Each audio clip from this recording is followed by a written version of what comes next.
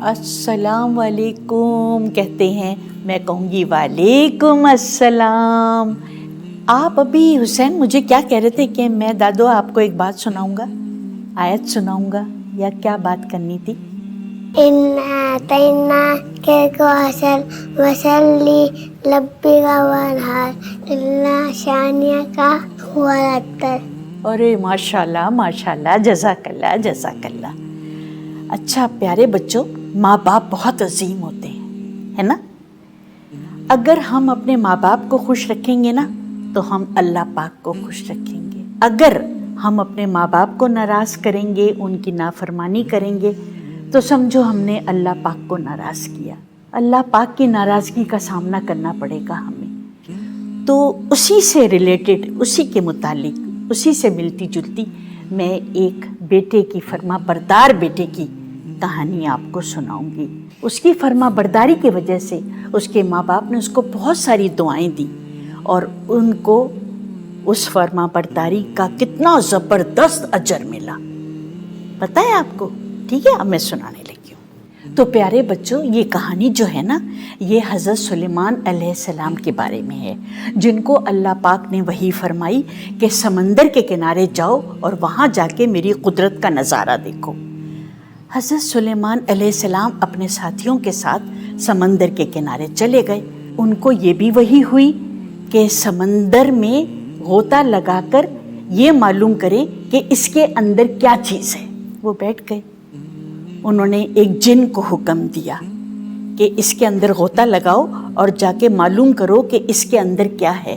جب جن واپس باہر آیا تو اس نے دیکھا کہ وہاں تو اس کو کوئی چیز ہی نظر نہیں آئی۔ اس نے بتایا آ کر کہ مجھے تو کوئی چیز نظر نہیں آئی۔ پھر حضرت علیہ السلام نے ایک اور طاقتور جن کو حکم دیا کہ تم غوطہ لگا کر دیکھو اور بتاؤ سمندر کی تہہ میں کیا چیز موجود ہے۔ تو بچوں، وہ طاقتور جن بھی گیا، وہ سمندر میں غوطہ لگایا، اس نے اندر تہہ تک گیا، لیکن اس کو بھی کوئی چیز نظر نہیں آئی۔ اس نے بھی آ کر یہی بتایا کہ مجھے بظاہر کوئی چیز نظر نہیں آئی۔ تو حضرت سلیمان علیہ السلام نے اپنے وزیر حضرت عارف کو حکم دیا، تو انہوں نے تھوڑی دیر میں ایک سفید بہت بڑا سمندری گنبد لا کر حاضر کر دیا، جس کا ایک دروازہ موتی کا، ایک دروازہ ہیرے کا، ایک دروازہ یاقوت کا اور ایک دروازہ زمرد کا تھا۔ زمرد کیا ہوتا ہے؟ ہاں، یہ بیٹا قیمتی پتھروں کے نام ہیں۔ تو پیارے بچوں، یہ سب نا بہت ہی زیادہ قیمتی پتھروں کے نام ہیں، جیسے اس بچی کو میں نے ابھی بتایا ہے، ٹھیک ہے نا؟ پھر انہوں نے دیکھا کہ ایک خوبصورت نوجوان صاف ستھرے لباس میں بیٹھا نماز پڑھ رہا ہے۔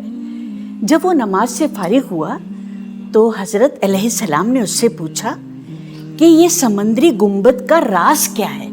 اس نوجوان نے جواب دیا، اے اللہ پاک کے نبی، کہ یہ راز میں آپ کو ضرور بتاؤں گا۔ میں 70 سال سے یہاں ہوں۔ میرے ابو جان معذور اور میری امی نابینا تھی۔ میں نے 70 سال تک ان کی خدمت کی۔ جب میری والدہ کا انتقال ہونے لگا تو اس سے پہلے انہوں نے دعا کی، اے اللہ پاک میرے بیٹے کو بھلائی کے ساتھ زندگی عطا کرنا۔ پھر میرے ابو جان نے دعا کی کہ اے اللہ پاک میرے بیٹے کو ایسی جگہ عبادت پہ لگانا کہ شیطان کا وہاں گزر نہ ہو۔ ان دونوں کے انتقال کے بعد میں یہاں آ کے سمندر کے کنارے بیٹھ گیا۔ ابھی میں یہاں بیٹھا ہی تھا کہ مجھے یہ سمندری گنبد نظر آیا۔ میں اس کے اندر داخل ہو گیا۔ اتنے میں بچوں ایک فرشتہ آیا اور اس نے اس گنبد کو سمندر کی تہہ میں اتار دیا۔ حضرت سلیمان کے پوچھنے پر اس نوجوان نے بتایا کہ میں یہاں پر حضرت ابراہیم علیہ السلام کے زمانے سے یہاں ہوں۔ حضرت سلیمان حیران ہو گئے اور انہوں نے جان لیا کہ یعنی یہ 2000 سال سے یہاں ہے اور بوڑھا نہیں ہوا، اس کا ایک بال بھی سفید نہیں ہوا۔ جب اس سے اس کے کھانے کے بارے میں پوچھا گیا تو اس نے کہا کہ ایک گرین رنگ کا پرندہ آتا ہے اور وہ مجھے کچھ کھانے کے لیے دے جاتا ہے، جو کہ بہت ہی مزیدار ہوتا ہے، اس سے میرا پیٹ بھی بھر جاتا ہے۔ کیونکہ مزیدار چیزوں سے تو پیٹ بھر جاتا ہے نا.